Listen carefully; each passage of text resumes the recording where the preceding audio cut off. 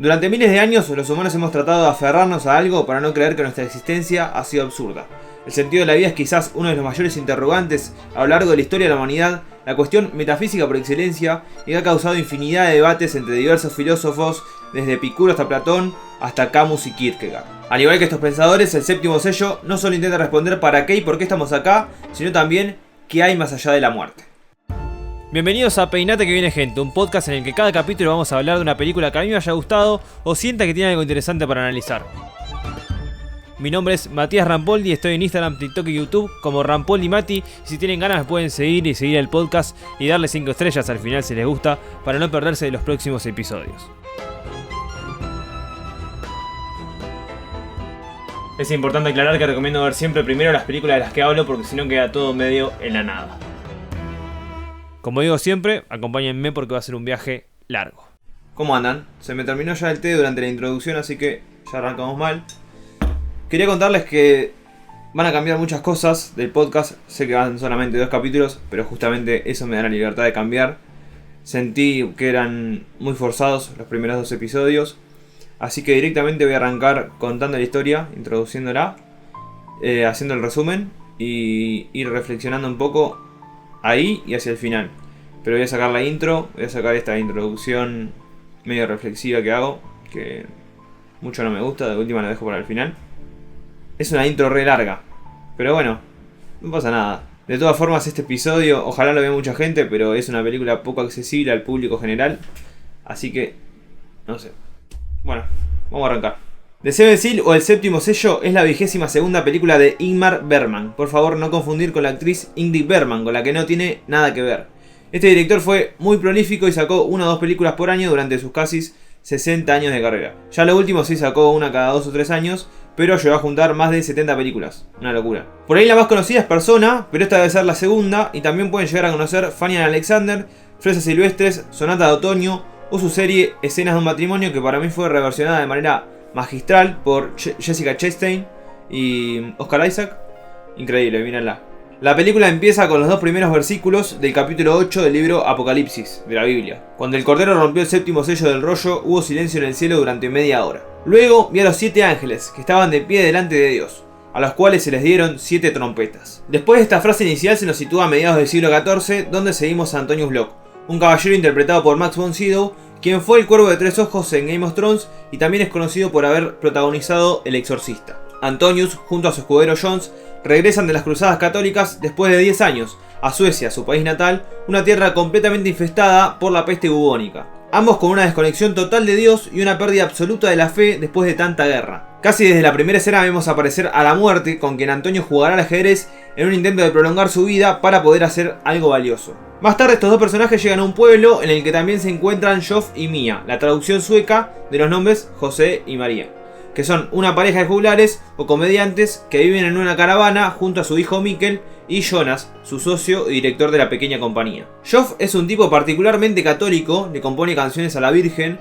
e incluso ha tenido visiones en las que ésta se le aparece, y Mia mucho que no le cree. Y así de a poco se van agregando más personajes. El primero en aparecer es el pintor Albertus Pictor, un artista medieval que realmente existió y pintó la muerte, juega al ajedrez, que parece haber inspirado a Bergman para hacer esta película. Ahí tiene un cruce con Jones y se presenta uno de los primeros debates interesantes de la película, entre el artista que intenta iluminar a la sociedad a través de la reflexión y Jones, que es una persona bastante pragmática, bastante práctica, más terrenal. Como les dije antes, ya como que perdió la fe, no cree en nada, y piensa que para lo único que sirve el mural es para que la gente se abandone al miedo y recaiga en la iglesia como salvación. Se da como esta cuestión de la utilidad del arte. ¿Realmente sirve para algo? ¿Puede ayudarnos a acercarnos a una verdad?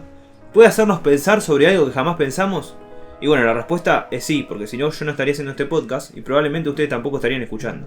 El arte en general, o en este caso el cine, es un medio para intentar acceder a un entendimiento, o al menos a un asimilamiento de nuestra realidad. El arte debe, en mi opinión, plantear preguntas y después va a estar en nosotros identificarlas e intentar responderlas. O no, o podemos quedarnos con la duda o directamente no saber que están ahí.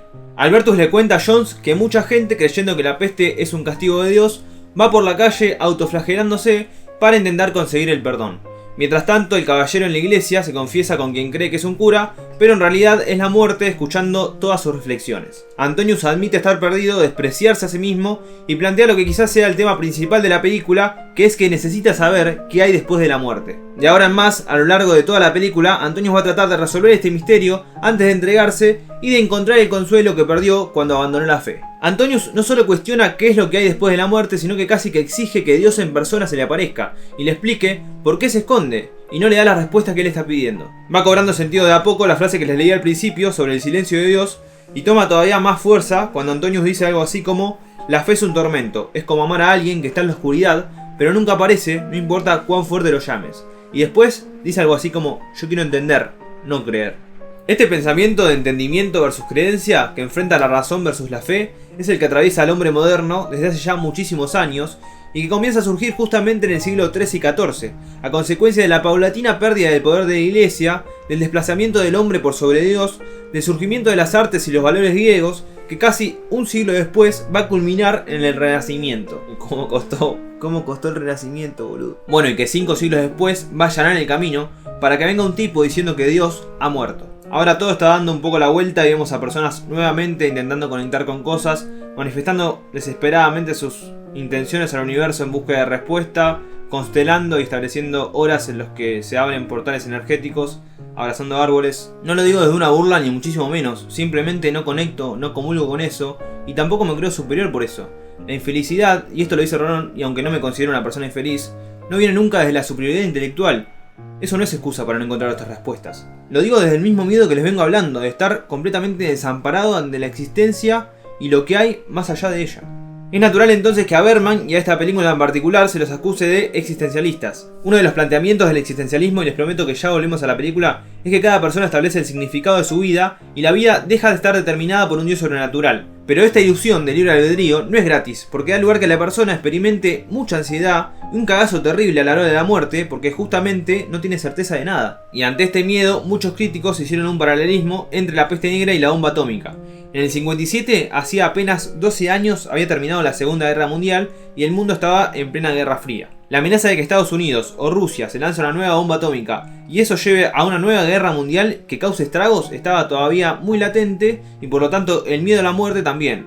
Bergman dice: la peste en la película, como en la novela La peste de Albert Camus, no es una simple enfermedad, sino una personificación de las fuerzas destructivas inherentes al hombre. Pone a prueba las fuerzas y valores de los individuos. Camus, con ese libro, va a intentar resolver ese miedo desmesurado a la muerte con la asimilación del absurdo. Intenta que asimilemos la idea de aceptar que la vida no tiene sentido, pero aún así seguir viviendo para poder aprovechar nuestra corta existencia. Pero hoy no vamos a entrar ahí porque se me van a ir del podcast. Siguiendo con la película, el caballero y su escudero salen de la iglesia y se cruzan por primera vez con la que le vamos a decir la bruja. En realidad en esta época no cazaban brujas todavía, pero se la vamos a dejar pasar. Esta chica está acusada de tener sexo con el demonio y es condenada a la hoguera. Y ya nos la vamos a cruzar más adelante y también le vamos a hacer algunas preguntitas. En el pueblo, Jones va a salvar a una joven de ser violada, no la trata muy bien tampoco, pero se la lleva con él. El que la había intentado violar se llama Raval y es conocido por Jones como el teólogo que había convencido a Antonius de que se vaya a las cruzadas. Le promete que si lo vuelve a ver le va a rajar la cara y se va con el caballero y la chica al pueblo en donde están actuando Joff y Mia. Ahí aparecen dos nuevos personajes, Plock, el herrero del pueblo, y Lisa, su mujer, que se escapa con Jonas por atrás de la carreta y lo hace cornudo al marido, que queda hecho un trapo de piso. Más tarde aparecen los flagelantes que nos había nombrado el pintor en una procesión y ahí un sacerdote hace todo un sermón apocalíptico de que obviamente nuestro escudero Jones se va a pasar por donde no le da la luz. Jones, a diferencia de Antonius, tiene una filosofía más hedonista, más abocada al placer. A veces le entra cagazo, pero se le pasa rápido porque el tipo no piensa, sino que sabe que Dios no existe, que se va a morir, que es todo el pedo y quiere minas, alcohol y pasarla bien.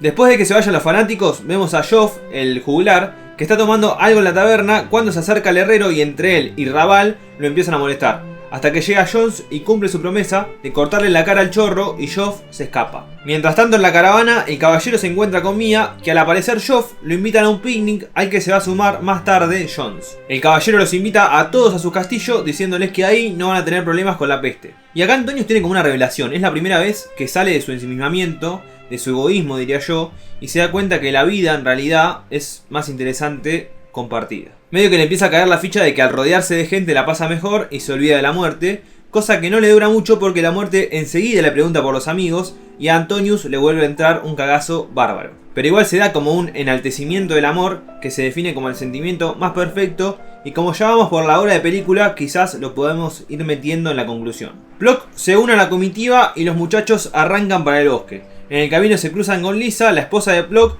que lo hizo corneta, y con Jonas, pero medio que se resuelve rápido. Jonas hace que se suicida y después lo agarra a la muerte y lo mata de verdad por andar haciéndole burla. Antes de morir, Jonas se empieza a preguntar qué va a pasar con todas las cosas que tiene pendiente. Su trabajo, su familia, sus sueños. Y sobre esto Roland dice: la idea de la muerte es impactante porque pone fin a cualquier sueño y señala que lo que no se ha conseguido no se conseguirá jamás. Se terminó el tiempo. Algo que no quiero dejar fuera del análisis es el vestuario. No encontré tanta información sobre esto, así que les voy a decir lo que me parece a mí. La primera vez que vi la peli me llamó mucho la atención lo artificiales que parecen. No sé si es necesariamente por la época, porque Bergman también viene del teatro, o porque se quieren realzar los arquetipos. Los personajes de esta peli son muy arquetípicos. Para el que no sepa, los arquetipos son modelos o patrones universales que se encuentran en la cultura y ya forman parte del inconsciente colectivo, o sea, la memoria conjunta que tenemos como sociedad. Es básicamente cómo actúa el personaje. Por ahí los más relevantes son el del héroe, el del amigo, el de la madre, el del maestro. Bueno, y este tipo de vestuario, así medio cortado con los dientes, por ahí lo que hace es identificar fácilmente qué rol ocupa cada uno de los personajes en la historia. El bufón claramente es el bufón y el héroe es el héroe, y punto. Bueno, después de que muere Jonas, aparece de nuevo la bruja y de nuevo Antonius va a intentar encontrar respuestas, esta vez en el diablo. Pero de nuevo no encuentra absolutamente nada y mientras la ven como se quema, Jones, con el tono elocuente que lo caracteriza, dice: mira sus ojos, su pobre cerebro está haciendo ahora el terrible descubrimiento. Se sumerge en el abismo de la nada. Acá somos un lado más epicuriano de Jones. Epicurio rechazaba la inmortalidad y el misticismo, decía que hay un alma, pero es tan mortal como el cuerpo, y que como no hay vida después de la muerte, no se le debe temer a la muerte, porque la muerte no es nada para nosotros, porque lo que está disuelto no tiene sensación, y lo que carece de sensación no es nada para nosotros. Antonius sigue jugando al ajedrez con la muerte, pero sabe que está a punto de perder, porque el juego no es infinito, la película tampoco, y solamente quedan 10 minutos. Joff, que tiene visiones, es el único capaz de ver que el caballero está jugando contra la muerte y decide huir con Mia y Mikkel. Antonio se da cuenta de esto y decide que la buena acción que va a hacer antes de morir va a ser distraer a la muerte para que no se lleve a esta pobre familia que no tiene nada que ver, y así José, María y Miguel se van contentos por el bosque. Todos los demás siguen hasta el castillo, donde se encuentran con la esposa de Antonius, que lleva 10 años esperándolo, y comparten una última cena antes de que llegue la muerte, a quien esperan leyendo de nuevo el capítulo 8 del Apocalipsis, que esta vez funciona para anticipar el final de los personajes. A la mañana siguiente, Joff ve a los fallecidos desfilando junto a la muerte, que los agarra de las manos en una solemne danza de la muerte y le va contando la visión a María. Sobre ellos sigue el cielo tormentoso, suben juntos el monte. La muerte severa los invita a danzar, van tomados de las manos haciendo una larga cadena y empieza la danza. Delante va la misma muerte con su guadaña y su reloj de arena. Ya marchan todos hacia la oscuridad, en una extraña danza. Ya marchan huyendo del amanecer, mientras la lluvia lava sus rostros surcados por la sal de las lágrimas. Esta danza de la muerte era algo muy característico de la época medieval, había mucha gente que las pintaba y funcionaba como una especie de memento mori, o sea que cada vez que la veías te recordaba que te ibas a morir. El final es un final ambiguo, yo voy a dar mi opinión, pero ustedes tienen que decidir si se quedan con esto o si buscan algo más. Podríamos interpretar que Antonius se consuela con el hecho de haber encontrado un sentido en su vida a través de su viaje, las experiencias compartidas, el amor que dio y que recibió. Este final sugiere a la vez que aunque no haya respuestas definitivas, el acto de buscar y luchar por encontrar un significado puede ser en sí misma la respuesta, que lo que importa es el camino y las relaciones humanas. Pero me pasa que el caballero murió aún intentando conectar con Dios y buscando respuestas. Para mí no se fue satisfecho. Pero hay al menos un personaje que en cambio sí abrazó la muerte cuando llegó y se fue con lo ganado, y por lo menos a través de él podemos llegar a esta conclusión. Yo por mi parte pienso que cualquier camino que te lleve a vivir una vida más tranquila es válido. Hay muchos que encuentran el consuelo en la religión y está perfecto, y otros, los más valientes quizás, se arriesgan a enfrentarse al mundo ante una perspectiva mucho más desalentadora: la nada.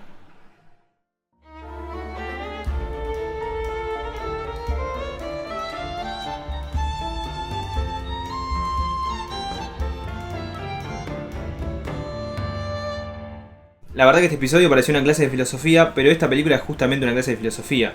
Pero igual si les resultó muy pesado, me dicen y podemos ir más tranqui, más chill, como dice la pibada. Nada, espero que lo hayan disfrutado. Como ya les dije, de ahora en más van a arrancar los videos directamente contando la peli, no va a haber intro. Y va a ser solamente resumen y análisis de peli al mismo tiempo. Y nada, si les gustó me pueden dejar 5 estrellas en el podcast si quieren, me pueden seguir. Y seguirme en mi Instagram, TikTok y YouTube, que estoy como Rampoldi y estoy haciendo el reto de 400 días. Estoy recomendando una película por día. Así que nos vemos por ahí o nos vemos por acá la próxima semana. Hasta la próxima.